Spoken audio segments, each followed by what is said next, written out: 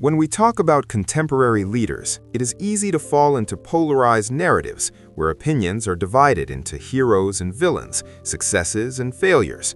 But for our channel, the goal is different. We are not here to promote or criticize a political figure in the traditional sense. We are here to look at measurable evidence, public data, and social perception, and to provide an analytical perspective that is both transparent and verifiable.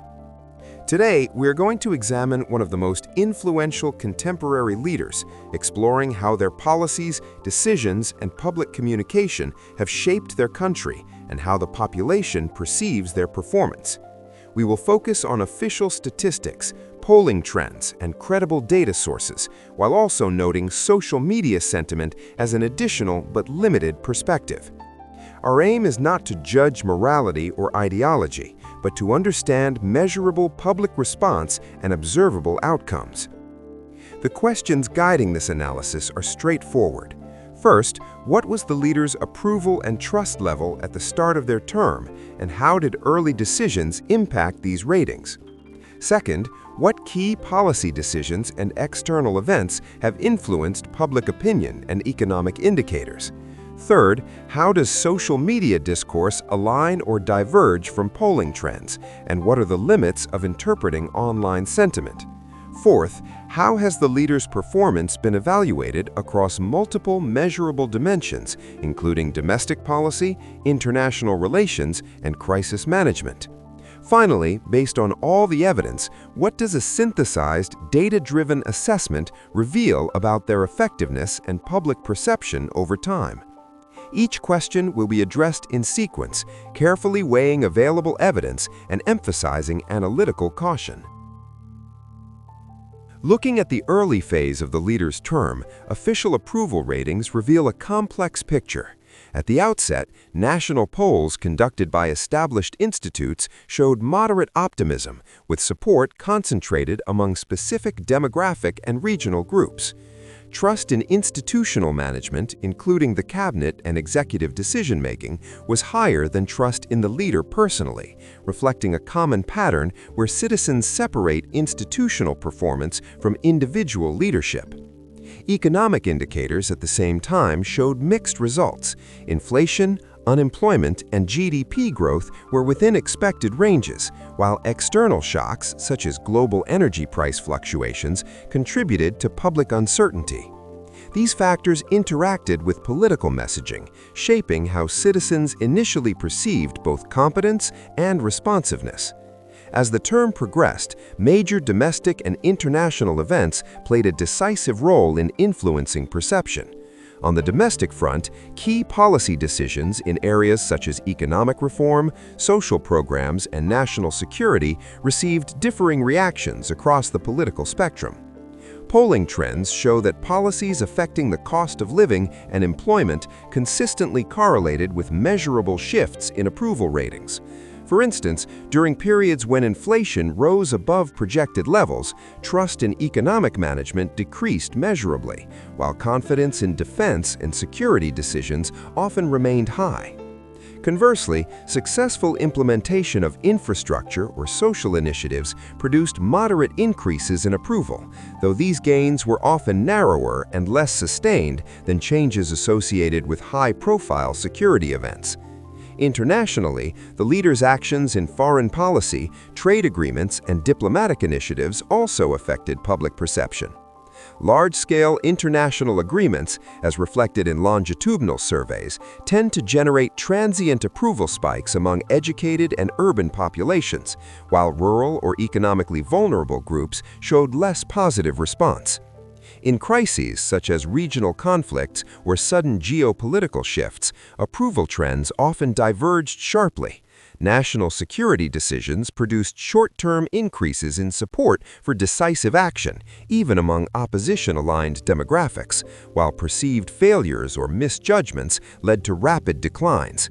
Across multiple datasets, it becomes evident that approval is dynamic, responding not only to outcomes, but also to timing, framing, and media coverage. Social media sentiment offers an additional but limited window into public perception. While platforms such as Twitter, Facebook, and Instagram amplify voices and highlight debates, they do not represent a statistically balanced sample of the population. Extreme claims, trending hashtags, or viral posts often exaggerate specific opinions while silencing broader consensus. Comparing social sentiment to official polling demonstrates this clearly. Viral online calls for radical measures or dramatic criticism rarely align with the measured majority view captured in repeated national surveys. Nevertheless, social discourse is informative for understanding the intensity of reactions, the spread of misinformation, and the areas where public messaging resonates or falters. It provides context, not definitive evidence. Analyzing specific policy domains reveals patterns in both approval and criticism. For example, domestic security decisions often yield high trust ratings for institutions, even when the leader personally faces scrutiny. Economic management produces more variable responses, with approval strongly influenced by inflation, employment, and consumer confidence trends. Health and social programs show slower cumulative effects on public opinion, but surveys indicate that consistent, transparent communication and evidence-based results improve trust over time. Environmental or long-term infrastructure policies, while important, tend to have minimal short-term impact on approval, emphasizing the difference between immediate perception and structural outcomes. It is also important to examine why different polls report different results at different times. Methodology matters. Sample size, regional representation, question phrasing, and timing all affect outcomes. A survey conducted immediately after a major announcement, for instance, can capture heightened emotional responses, while a survey conducted later may show more stable, considered opinions. Understanding these methodological nuances is critical to interpreting approval ratings accurately. This is why we rely primarily on cross-checked data from multiple reputable sources, while clearly noting where discrepancies exist. Throughout the leader's term, public opinion has never been monolithic. Trust and approval fluctuate, reflecting both successes and perceived failures. Certain events consistently produce high trust in national institutions, even if personal approval of the leader declines. Conversely, controversial policies, communication missteps, or unanticipated crises produce rapid declines in public support. Social media, while louder and more immediate, often magnifies extreme positions, which can create the illusion of consensus that does not exist. The data show disagreement is normal and dynamic and must be interpreted cautiously. Looking ahead, it is possible to evaluate scenarios based on the available data, but uncertainty remains inherent. Future trends in approval and trust will depend on how effectively policies are implemented, how external events unfold, and how communication strategies adapt to public sentiment. While historical data provide strong guidance, they do not allow precise predictions. The AI approach emphasizes this uncertainty, relying on measurable indicators rather than speculation or judgment of intentions. When synthesizing the evidence, several key points emerge.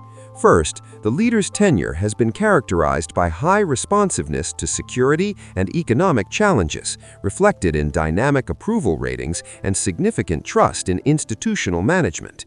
Second, public perception is nuanced. Citizens distinguish between personal leadership, policy outcomes, and institutional competence. Third, social media, while informative about discourse intensity, does not replace representative polling and can exaggerate extreme views. Fourth, measurable effects of policy decisions are often temporary unless paired with consistent communication and tangible results. Finally, trust and approval are neither fixed nor universal. They fluctuate naturally in response to events, highlighting the importance of viewing leadership evaluation as dynamic rather than absolute. In conclusion, the analytical picture is clear and data-driven. This is not propaganda. The evaluation is based on cross-checked statistics, official polling, and credible indicators. The leader demonstrates measurable successes in key policy areas and faces challenges in others, with public perception responding dynamically to outcomes, timing, and communication. Social sentiment provides context but is secondary to structured evidence. Approval and trust are fluid, disagreement is expected, and extreme claims are often overstated compared to data. The final AI assessment is therefore balanced. The leader exhibits strong performance in key domains while also encountering predictable challenges inherent in complex governance. This analysis is fully transparent, verifiable, and open to independent review, offering a clear, evidence-based perspective on contemporary leadership without judgment of morality, intentions, or ideology.